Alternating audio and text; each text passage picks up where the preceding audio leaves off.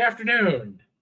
Today we have a great presentation by Mark Galvin, who's the president and founder of ePresence, which is a digital marketing agency that manages social media for companies, organizations, individuals, and college students. He was a hospitality professional for 29 years and used that expertise to evolve into a personal social media expert at ePresence, which he founded. So I really appreciate some of the things that we're going to talk about. Would you agree that it's important to make a good digital first impression? Would you like to digitally influence people to work with you and your company? Mark is here to help you answer those questions and share more information on how ePresence can help you accomplish your digital image goals. Mark resides in Atlanta, Georgia, with Stephanie, his wife of 29 years, and they have 3 children. And I think it's really important to mention that he has two Datsuns. So they're really kind of understanding that out. Please join me in welcoming Mark Galvin. Chuck, thanks for that great introduction. And I love that you brought up my dogs. Yeah, my dogs are a fun part of our lives. In fact, if you get to the house ever and you land after dinner, you'll find my wife is flipping through an Instagram feed full of Dachshunds. So we definitely love those animals. Hey, it's good to be back. Does she add to the feed? You know what? She should, because we definitely get some good pictures, but the younger dogs are just more attractive. It even happens with dogs. It happens with humans, right? Yeah, she's always looking at puppies. Our dogs are elderly, at best, I would think. But we should try to add them in there. Hey, it's good to be back with you after the monthly webinar back in July. You guys are wonderful. You offer education for your members. I joined you guys and we talked about promoting your brand, your personal brand and business on LinkedIn. So if you're watching this and you'd like to learn a lot more about LinkedIn, I'd love for you to go back and take a look at it. I think it was good content, but it's something that I think all of your members could benefit from. But thanks for having me back. No, we really love the fact that we look for ways to help our members. That's actually still up online on the website. So if anybody wants to go back and review that, please do. So again, like one of the things that we wanted to do in our member spotlight is just find out more about your firm. So how does your firm specifically help financial industries on social media? Chuck, that's such a great question, because in the financial space, there are a lot of people that are in that highly regulated space, and there are some people in financial space that are not regulated. So I kind of want to tease that out if I could. If you're on that regulated side, the thing that we do at ePresence is we understand that you still need to be on social media. You have probably sources or assistance to help you identify content that you can share on your social media. I would like for you to go look at that content and ask yourself, would you engage with that content? And the engagement piece is extremely important. So what we do at ePresence is we help come up with content that is engaging, that is not going to upset the regulators. So for example, if I would never want to go in and say, here's a product and this product's going to yield a certain percentage. That is absolutely illegal in a regulated space. But our catchphrase is we like to talk about puppy dogs, kitty cats, and unicorns. Back to puppy dogs, Chuck. And the reason is that's never going to upset a regulator. We work with a few financial firms, one of them, as a matter of fact, in Houston, where she is very good at going out in the community and getting pictures of herself with other people, activating the community. We talk about what's like a festival that's coming up with the following weekend. She's become sort of like that go-to person of information for her network on what's going on in Houston. Well, she's not talking about financial stuff. She's speaking about what's going on in the area, and we help her do that because she's busy. She's as busy as a one-arm wallpaper hanger. So she sends us stuff all the time, and we'll post it for her, and we manage that for her. So that's one thing. If you're in finance and you're not in that regulated space, then you can speak more to those products. We also can complement those folks because we can reach into and find content that complements that professional side. And the goal is engagement. You want to have your post engaging enough where people are willing to like it, comment on it, and if we're specifically speaking about LinkedIn, which in the professional B2B space, that's really important. That's the two things that you want. Sharing something on LinkedIn is not always great, doesn't really help your post. So you want people to like or comment on the post, and they are going to do that if the content's engaging, and that's our mission. Let's find engaging content that'll help each of our members, each of our clients reach more people. Yeah, and I think to that point, one of the things that we see a lot of is a lot of educational information, and I think by you understanding, like you said, what plays and what doesn't, that's very important for them to understand. Yeah, it is very important. There are a lot of things that I've seen in my LinkedIn feed that do not get any engagement. And I'll give you an example of something that people can do. They can use the polling feature on LinkedIn, which I think is a really great idea. I love the polling feature. Well, I think, Chuck, you may have seen this. Somebody drops a poll in there, and the question is 100% self-serving. So if I were to post, so how many of you would use an agency to manage your social media? Or, you say yes or no. Well, everybody that says yes, I get to see, by the way. Since I posted the poll, I can see everybody that said yes, well, and I could prospect those folks. That's not going to get as much engagement. It's better to ask an honest question, let people engage so that they're interacting with your brand. And the more they interact with your brand and your post, you'll reach more people. So you'll push it to more people, and as a result, hopefully get more leads and get more people that want to do business with you. That's great, Mark. One of our membership components is a very, very important membership to us is our marketing organizations. So how would social media be important to our marketing organizations that are out there marketing to agents? Absolutely. So, Chuck, a marketing organization is, they're doing a lot of sales. Is that right? Correct.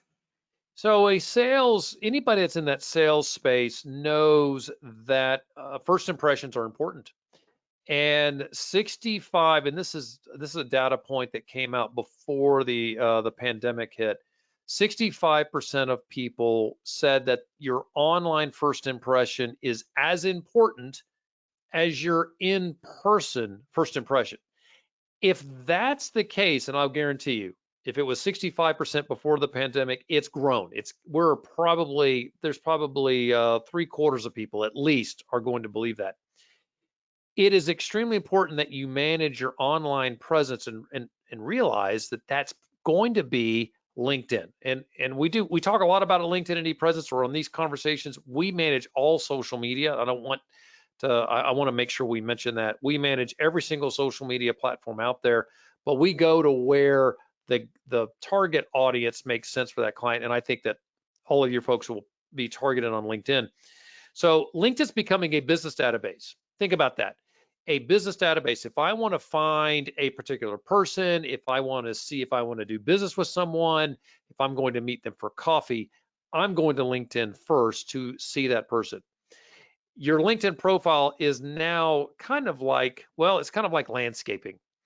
So Chuck, let's say you're looking for a new dentist. You're new in town and you're driving to work and you see a couple dentists on the way and you look them up and say, oh, these people look qualified. And on the way home, you notice one of the dentist's office has, bad landscaping. They got weeds coming up. The bushes are certainly not paid attention to, but the other dentist has immaculate landscaping.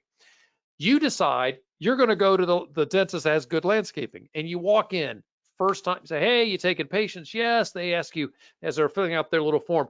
So Chuck, how did you find us? Why did you pick us? You said, I don't know, you just appear to be professional. You're not going to say it's because of landscaping, because you don't remember that. You remember the overall impression was you've got it together, you're taking care of your landscaping. Social media today is exactly like that.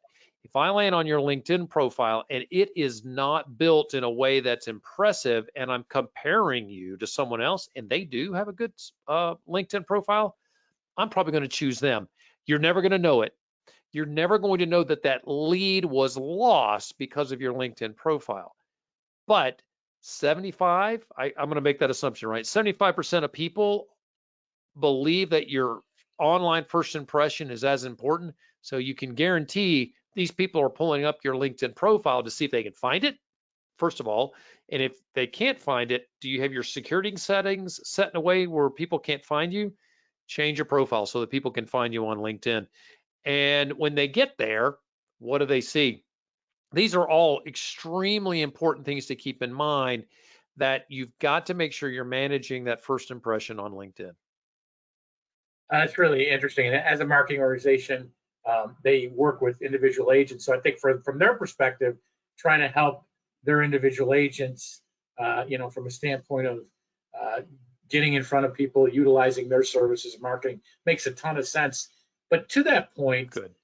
we also have these, those marketing organizations market to individual agents are actually the people that meet with individual clients. So what's the difference and how does that help out?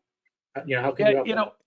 Yeah, you bet. So oftentimes, if you heard of a social media agency, you're probably immediately thinking, okay, they're going to manage the restaurant down the street or any of those B2C spaces. And we do that. We have that as a solution. But we also understand the importance of an individual profile. And individual profiles are often going to be the best place for people to confirm the company branding. It's brand equity. So as I land on a profile and it's sharing the information that supports the brand, that's a good thing. We will help optimize personal profiles so that they're supporting the company mission. And for the record, anytime somebody's supporting the company mission, they're going to see a higher lift because they look professional. They look like someone that is, well, taking care of everything, including the last mile of stuff, if you will. So we do help individual agents get online, we clean up profiles, and then we get them active. And activity is a blend of this is very similar to the other things we talked about. Posts that we talked about earlier in this chat. How do you put out the very best posts? What's going to work best for your audience? And allow each of those agents to do their day job and not worry about social media. There's also some important things that come out of LinkedIn, and that is, what if you have a target that's on LinkedIn? We help individual agents target 10 people every month. They give us a list. We go in and we know who those people are, and we can target them by posting something that speaks directly to them and tagging those folks in the post. So those are a couple of the ways that we help individual agents. And we do have pricing models that make those sort of things work well for individuals or for whole groups. That makes a lot of sense. And, we obviously as we look at our marketing organizations, which are, centric in different particular places, and then our agents are, their agents are all over the country. So do you offer some programs that would like group some agents together or work with a group of agents or help the marketing organizations work with these different groups over time? Yeah, we do. So it makes sense when you think about that individual piece. There's probably a lot of one-offs that come to us, and we certainly have that.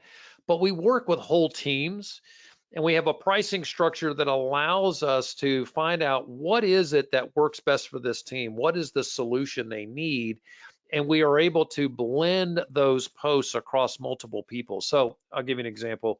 If there's a sales team we have, and this is a sales team that sells audiovisual services.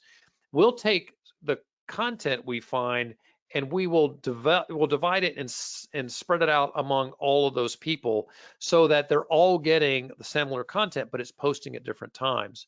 This is a great way to get everybody's social media profiles active, and we do it at a lower cost because we're not having to do individual effort on everybody.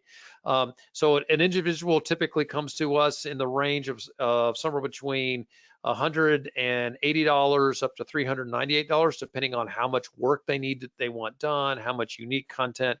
And then we can add people on to that individual profile. And those added people are not a doubling of price. It'll be a fraction thereof, up to 5 people. When we get to the 5th person, we start all over again. We come back to what is the individual price of a person and then we add people onto that. So in quick summary, we have a package for up to 5 people where we have one pricing that includes all 5. They share a feed. And when we add another section of 5 people, that pricing model starts over again. Oh, that's great. And I think, as you work with our membership, I'm sure there'll be some creative ways you can help them and work with them toward what you're trying to accomplish for them. Yeah, we have packages that when somebody calls, say, hey, I just want to see your packages, I can give them to them, not a problem. But most of the time we find we're creating the special feed, the uniqueness of everybody is, well, unique. So we'll create a custom package for each of those groups and make recommendations on what those packages should look like to meet the budgetary needs of each of those organizations. I really appreciate that. And it's been wonderful to work with you so far. Thank you, Mark, for your membership in NAFA and for sharing all these opportunities available to our members and through our relationship with you. After today, be sure to subscribe to his YouTube channel, How's Your ePresence? So you're notified when he has a live show that shares even more tips on your digital brand. But if you miss it, add How's Your ePresence to your favorite podcast app and listen later. In addition, Mark frequently speaks to groups. If you find today's content helpful and know of a civic group, association, or alliance that could benefit from one of Mark's topics, please let him know and he'd be happy to help you out. If you're not a NAFA member and would like to take advantage of our member relations educational webcast series and support our advocacy for fixed annuities, please go to NAFA.com and membership and then click on Join NAFA. So, Mark, it's been a pleasure putting you in the spotlight. This concludes our webcast. Thanks so much, Mark. Thanks, Chuck.